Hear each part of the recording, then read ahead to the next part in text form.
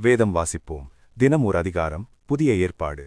லூக்கா எழுதின சுவிசேஷம் அதிகாரம் 11. அவர் ஓரிடத்தில் ஜெபம் பண்ணி முடித்த பின்பு அவருடைய சீஷரில் ஒருவன் அவரை நோக்கி, ஆண்டவரே, யோவான் தன் சீஷருக்கு ஜெபம் பண்ண போதித்தது போல நீரும் எங்களுக்கு போதிக்க வேண்டும் என்றான்.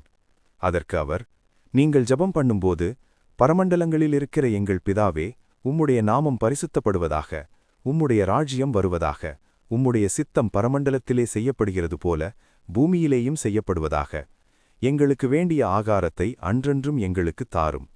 எங்கள் பாவங்களை எங்களுக்கு மன்னியும், நாங்களும் எங்களிடத்தில் கடன்பட்ட எவனுக்கும் மன்னிக்கிறோமே. எங்களை சோதனைக்குட்பட பண்ணாமல் தீமையினின்று எங்களை ரட்சித்துக் கொள்ளும் என்று சொல்லுங்கள் என்றார். பின்னும் அவர் அவர்களை நோக்கி, உங்களில் ஒருவன் தனக்கு சிநேகிதனாயிருக்கிறவனிடத்தில் பாதிராத்திரியிலே போய், சிநேகிதனே, என் சிநேகிதன் ஒருவன் வழிப்பிரயாணமாய் என்னிடத்தில் வந்திருக்கிறான். அவன் முன் வைக்கிறதற்கு என்னிடத்தில் ஒன்றுமில்லை. நீ 3 அப்பங்களை எனக்கு கடனாகத் தரவேண்டும் என்று கேட்டுக்கொண்டான். வீட்டுக்குள்ளிருக்கிறவன் பிரதியுத்தரமாக, என்னை தொந்தரவு செய்யாதே, கதவு பூட்டியாயிற்று, என் பிள்ளைகள் என்னோடே கூட பறித்திருக்கிறார்கள், நான் எழுந்திருந்து உனக்குத் தரக்கூடாது என்று சொன்னான். பின்பு தனக்கு அவன் சிநேகிதனாயிருக்கிறது நிமித்தம் எழுந்து அவனுக்கு கொடாவிட்டாலும், தன்னிடத்தில் அவன் வருந்தி கேட்கிறது நிமித்தமாவது எழுந்திருந்து அவனுக்கு தேவையானதை கொடுப்பான் என்று உங்களுக்குச் சொல்லுகிறேன். மேலும் நான் உங்களுக்குச் சொல்லுகிறதாவது, கேளுங்கள், அப்பொழுது உங்களுக்கு கொடுக்கப்படும். தேடுங்கள், அப்பொழுது கண்டடைவீர்கள். தட்டுங்கள், அப்பொழுது உங்களுக்கு திறக்கப்படும். ஏனென்றால் கேட்கிறவன் எவனும் பெற்றுக்கொள்ளுகிறான், தேடுகிறவன் கண்டடைகிறான், தட்டுகிறவனுக்கு திறக்கப்படும். உங்களில் தகப்பனாயிருக்கிற ஒருவனிடத்தில் மகன் அப்பம் கேட்டால் அவனுக்கு கல்லை கொடுப்பானா? மீனைக் கேட்டால் மீனுக்கு பதிலாய் பாம்பை கொடுப்பானா? அல்லது முட்டையைக் கேட்டால் அவனுக்கு தேளை கொடுப்பானா? பொல்லாதவர்களாகிய நீங்கள் உங்கள் பிள்ளைகளுக்கு நல்ல ஈவுகளை கொடுக்க அறிந்திருக்கும் போது, பரமபிதாவானவர் தம்மிடத்தில் வேண்டிக் கொள்ளுகிறவர்களுக்கு பரிசுத்த ஆவியை கொடுப்பது அதிக நிச்சயமல்லவா? பின்பு அவர் ஊமையாயிருந்த ஒரு பிசாசை துரத்தினார். பிசாசு புறப்பட்டுப் போன பின்பு ஊமையன் பேசினான். ஜனங்கள் ஆச்சரியப்பட்டார்கள்.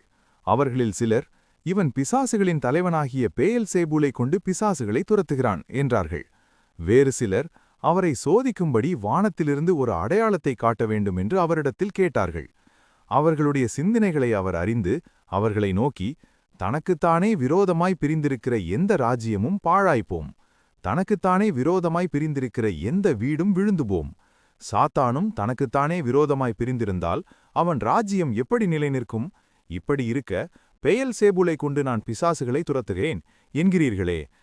நான் பெயல்சேபூலினாலே பிசாசுகளை துரத்தினால் உங்கள் பிள்ளைகள் அவைகளை யாராலே துரத்துகிறார்கள்? ஆகையால் அவர்களே உங்களை நியாயம் தீர்க்கிறவர்களாயிருப்பார்கள். நான் தேவனுடைய விரலினாலே பிசாசுகளை துரத்துகிறபடியால் தேவனுடைய ராஜ்யம் உங்களிடத்தில் வந்திருக்கிறதே. ஆயுதம் தரித்த பலவான் தன் அரமனையை காக்கிறபோது அவனுடைய பொருள் பத்திரப்பட்டிருக்கும். அவனிலும் அதிக பலவான் வந்து அவனை மேற்கொள்வானேயாகில் அவன் நம்பியிருந்த சகல ஆயுத வர்க்கத்தையும் பறித்துக்கொண்டு அவனுடைய கொள்ளை பொருளை பங்கிடுவான். என்னோடே இராதவன் எனக்கு விரோதியாயிருக்கிறான், என்னோடே சேர்க்காதவன் சிதறடிக்கிறான். அசுத்த ஆவி ஒரு மனுஷனை விட்டு புறப்படும்போது வறண்ட இளங்களில் அலைந்து இளைப்பாறுதல் தேடியும் கண்டடையாமல், நான் விட்டு வந்த என் வீட்டுக்கு திரும்பி போவேன் என்று சொல்லி அதில் வரும்போது அது பெருக்கி ஜோடிக்கப்பட்டிருக்க கண்டு திரும்பிப் போய் தன்னிலும் பொல்லாத வேறு 7 ஆவிகளை கூட்டிக் கொண்டு வந்து உட்புகுந்து அங்கே குடியிருக்கும்.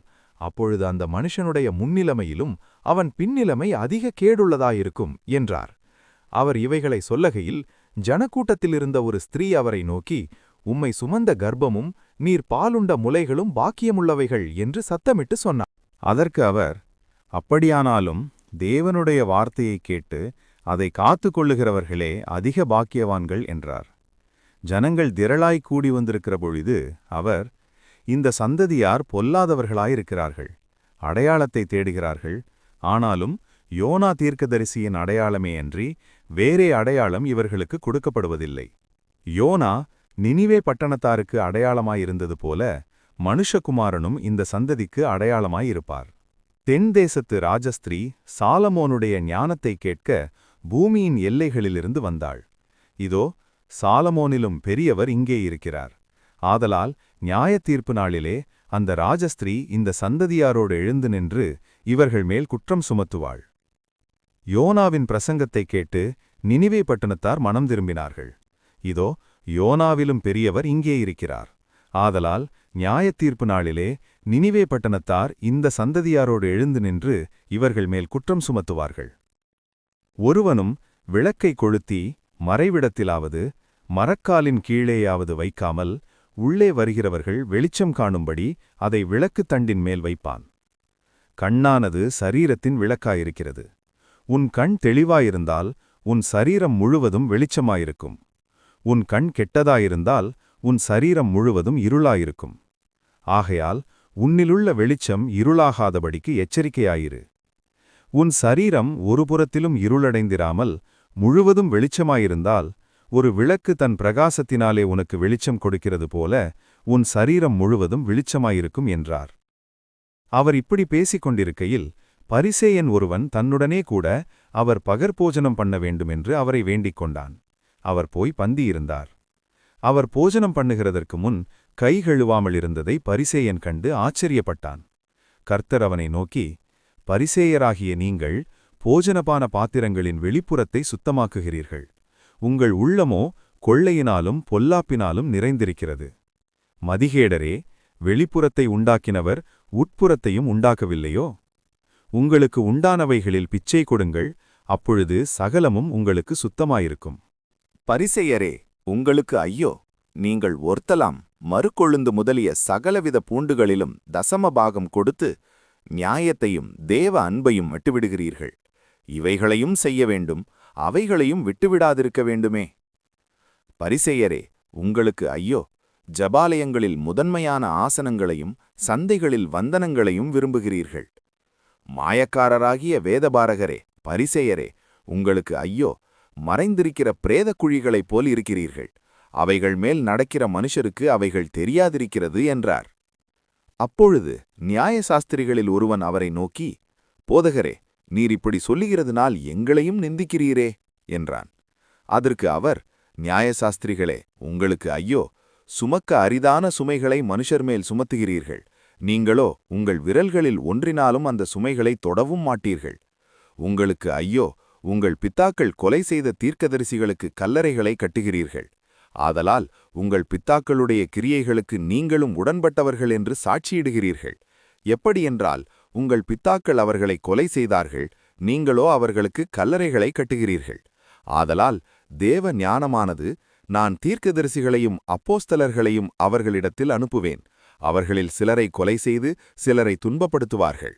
ஆபேலின் இரத்தம் முதல் பலிபீடத்துக்கும் தேவாலயத்துக்கும் நடுவே கொலையுண்ட சகரியாவின் இரத்தம் வரைக்கும் உலகத் தோற்றம் முதற்கொண்டு சிந்தப்பட்ட சகல தீர்க்கதரிசிகளுடைய இரத்தப்பழியும் இந்த சந்ததியினிடத்தில் கேட்கப்படத்தக்கதாக அப்படி செய்வார்கள் என்று சொல்லுகிறது.